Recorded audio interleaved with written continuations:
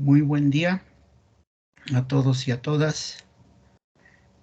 Nuestros mejores deseos a los organizadores del primer Congreso Internacional de Pensamiento, Cultura y Sociedad 2022. Mi nombre es Jorge Gasca Salas, del Instituto Politécnico Nacional. Un saludo desde México.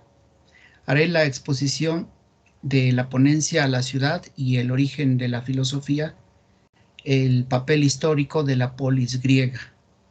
En el tiempo que tenemos destinado para esta exposición, me permitiré exponer precisamente algunos de los aspectos destacados de la relación entre ciudad, filosofía y polis. Para eso me permitiré compartir algunas imágenes y algunas ideas que forman parte de esta exposición. De manera breve, entonces, presento los elementos de esta exposición, nociones previas, la idea de la paradoja neolítica de Lévi-Strauss, una propuesta de paradoja política de un servidor, las condiciones de la ciudad política, del aparecimiento de la ciudad política, de acuerdo con Jean-Pierre Vernat y Antonio Alegre Gorri, y las mías propias, algunos elementos o conceptos aportados por la polis a la filosofía y finalmente una reflexión final. La primera pregunta que surge, desde luego, está íntimamente vinculada con las preguntas de la filosofía. ¿Qué es la ciudad? Solamente puede ser respondida siempre y cuando se establezca como un vínculo entre la pregunta de qué es la realidad y qué es el hombre, la sociedad o la humanidad. Para esto partimos de una serie de consideraciones que le llamamos esferas, constelaciones de lo humano, y que son propiamente el substrato material o la vida material, la objetividad, el substrato social, la vida social, o bien el sujeto social y su subjetividad. Un tercer elemento es el substrato semiótico, o esto que es conocido como el discurso de los objetos. Y por último, la subsunción o subordinación de unos en otros, que es un proceso pues que sobre todo Hegel y Marx destacaron como parte de un proceso complejo que tiene que ver con esta subordinación de unos elementos en otros. También consideramos un par de aclaraciones, haciendo referencia a esta famosa frase de que todos los caminos llevan a Roma. Decimos sí, pero también hay que considerar, y esto es precisamente uno de los aspectos clave de esta reflexión, que no todos los caminos llevan a Grecia. Dicho en otras palabras, se hace ciudad, pero no toda ciudad es polis, y de lo que se trata es de hacer polis. Y precisamente en eso gira la exposición de esta ponencia.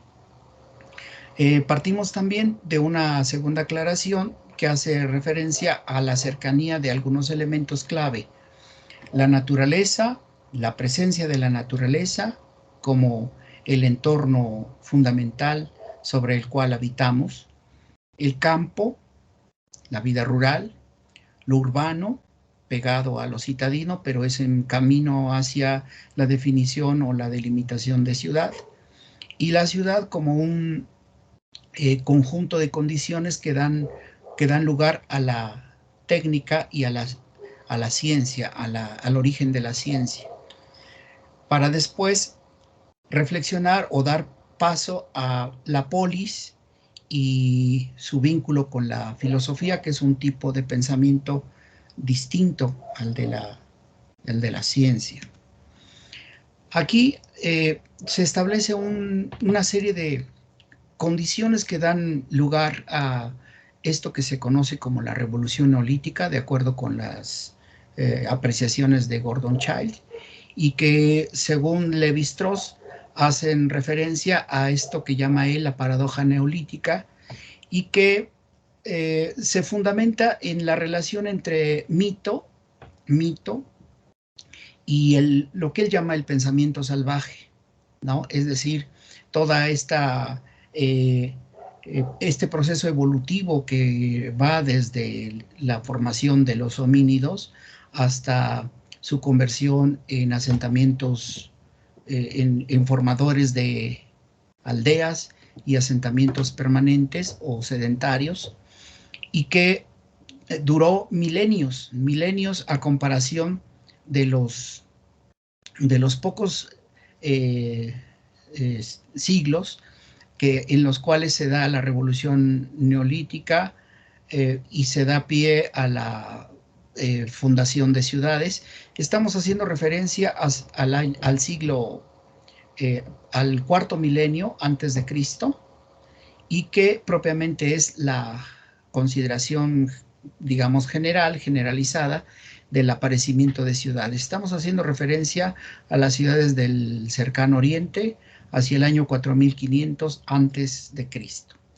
Esta ciudad, que podríamos llamarle ciudad prepolítica, tiene un conjunto de condiciones que dan solvencia a este tipo de ciudades, como por ejemplo la ubicación geográfica estratégica, el desarrollo técnico de la agricultura, que es propiamente lo que le llama Gordon Childe la revolución neolítica, el desarrollo considerable de las ciencias como las matemáticas, la astronomía, la arquitectura, la medicina. El punto 4 hace referencia a la presencia importante de la religión y el pensamiento mítico, que están íntimamente vinculados. La estructura social marcadamente jerarquizada, y se podría decir incluso vertical. Un elemento más, que es la organización urbanística cosmogónico-religiosa. El mejor ejemplo de ello pues son las pirámides de Egipto. Y un último elemento es la escritura prediscursiva, que va apareciendo progresivamente hasta dar lugar a un tipo de discurso especial, que es el que da precisamente origen pues a los mitos fundacionales de la cultura griega clásica. Este elemento que se destaca en esta diapositiva hace referencia a la paradoja política. Es una propuesta mía en relación entre mito y ciencia y filosofía. Y aquí se destacan los elementos que Gordon Childe también considera como parte de las condiciones que dan origen a las ciudades primigenias o fundacionales. Uno es la gran extensión de superficie y de población. Un segundo elemento, la presencia de especialistas técnicos, el comercio, la religión, la artesanía. Un tercer elemento, los tributos procedentes de los pueblos periféricos, de las ciudades sobre todo hegemónicas. Un cuarto elemento, los edificios públicos monumentales, la arquitectura monumental. Un quinto elemento, los grupos de dirigentes de carácter religioso, civil o militar, que es clave también para poder hablar de la monarquía y del tipo de tiranías que existieron en esos tiempos de las primeras ciudades. Un conjunto de sistemas de archivos para almacenar el conocimiento, y que es clave también para la preservación del conocimiento. Las ciencias elaboradas como las matemáticas o la astronomía, o según Lewis Mumford, esta presencia también de grandes matemáticos, astrónomos, y sobre todo esta preservación en museos, incluso en museos, bibliotecas y centros de documentación. Los estilos artísticos sofisticados que forman parte de la escultura, del arte y de la edificación de ciudades monumentales, la presencia de comercio a larga distancia y la presencia de grupos organizados de artesanos productores en la ciudad. Esto es parte de esta condición con la que ya se encontraron las civilizaciones a lo largo del mundo, desde el Oriente, el Medio Oriente, Occidente e incluso las tierras todas aún no conocidas de América, y que son condiciones que dan lugar a ciudades que se desarrollaron de manera independiente o autónomas, geográficamente hablando, y que son precisamente parte de las condiciones que hacen reflexionar en torno a cuáles son las peculiaridades que dan lugar a la ciudad política o la polis griega clásica. ¿Cuáles son estos elementos? Son, de acuerdo con los autores citados, Jean-Pierre Vernant, Antonio Gorri, y estos elementos son la desaparición de la monarquía, es un aspecto clave, el camino a la democracia, el hombre libre, en segundo lugar, las leyes consensuadas, es decir, discutidas colectivamente, que es propiamente una de las características de la democracia. El tercer elemento es la plena publicidad, la discusión pública, ¿no? La exposición de las ideas a lo largo y ancho de la polis o de las polis. Un cuarto elemento, la laicidad del pensamiento. Y un último elemento es la preeminencia de la palabra, el discurso como una caracterización de la polis clásica, y que sobre todo los tratadistas de la historia de la ciudad como Leonardo Benévolo, Louis Mumford y otros autores, Paulo Sica, destacan como parte clave de la aparición de la polis griega y que hace diferente a la ciudad clásica, de la ciudad clásica antigua y de la clásica que podríamos llamar prepolítica, o política, mejor dicho. Y bueno, y se hace referencia también a algunos elementos aportados por la polis griega. Tal vez podamos detenernos un poco en estas definiciones de la polis, a diferencia, por ejemplo, de las ciudades romanas, latinas, en que la polis es un lugar en el que